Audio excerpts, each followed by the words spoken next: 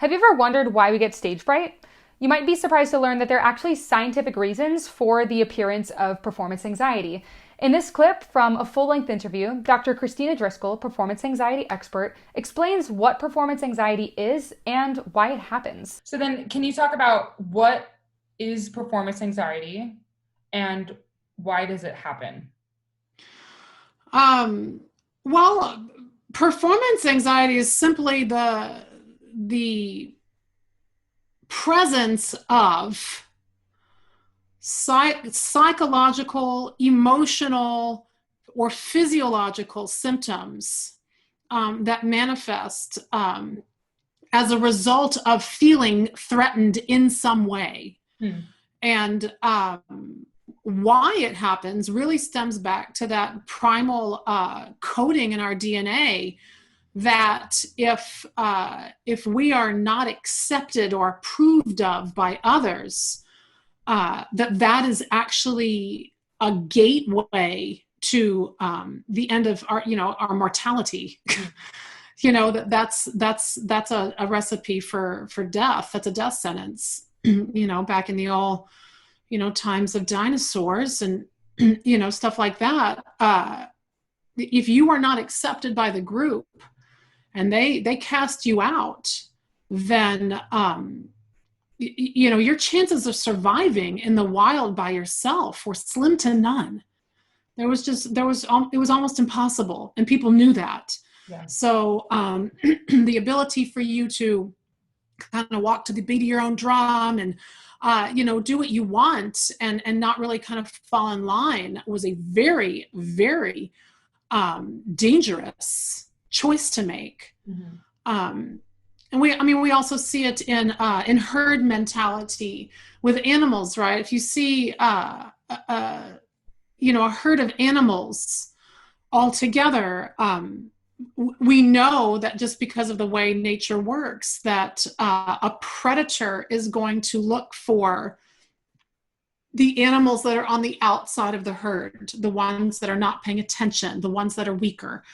And so the herd instinct, that primal herd instinct, is to get in the middle and lump together with everybody else. Don't look like you're by yourself. Yeah. Don't be individual and unique.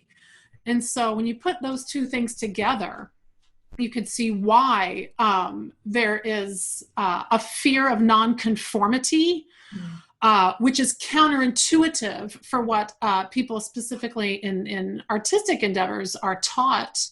You're taught, you need to stand out, you need to be unique, but then also, you need to dress like this and you need to look like this and you need to do this particular stuff and it has to sound like this. And so it's a very confusing mixed message, I think. And the industries themselves tout both of those. They will the one and the same person will tell you that you need to be unique and stand out, and then also to conform to the standards of the industry.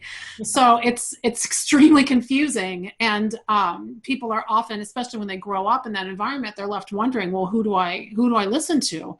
I mean, as far as why if you look at all the different reasons that that people experience the symptoms and the thoughts that they do, it all boils down to fear of acceptance or fear of approval of others. Everything. Judgment is nothing more than, if you're afraid of being judged by someone, that boils down to whether or not you're approved by them, right? Whether or not they accept you. So you can use whatever words you want to, it's going to come back to that. Right. A lot of our students express that this happens to them going into a test, or also we do sight singing exercises and, they'll feel a lot of fear just going into a sight, even though, we're not evaluating their vocal performance, Sure. They're just wanting to get the right notes, and sometimes that, Sure. will cripple them. So I guess that boils down to the same thing then, right?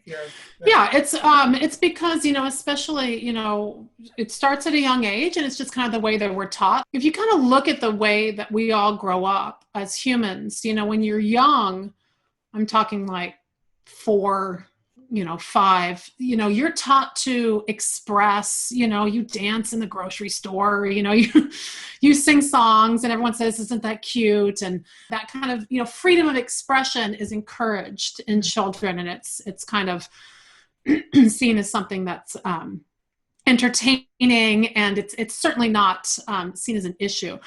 Yeah. But as we get older, we start getting a different message, right? We like one of the first messages we get as we start to get older is that there are certain things that are okay in public, and there are certain things that are not. Mm-hmm. So I wonder if that contributes then to the herd mentality to try and oppress people who stick out, because absolutely.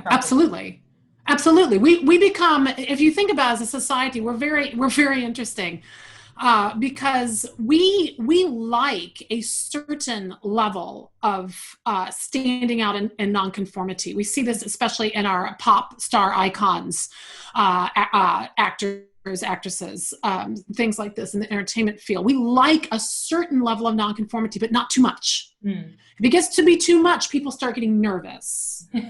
So it's okay when there's like a select few people doing it, but when they start to see it in their everyday world, they'll say it's fine for this pop star person who's not actually in their world, but is out there in society. But if it starts showing up in their world, they'll shut it down real fast. With over 20 years of performance experience and research, Dr. Kristina Driskill is an expert on performance anxiety and how the brain works. She holds a Doctor of Musical Arts degree, as well as certifications in social emotional arts, business coaching, and money mindset.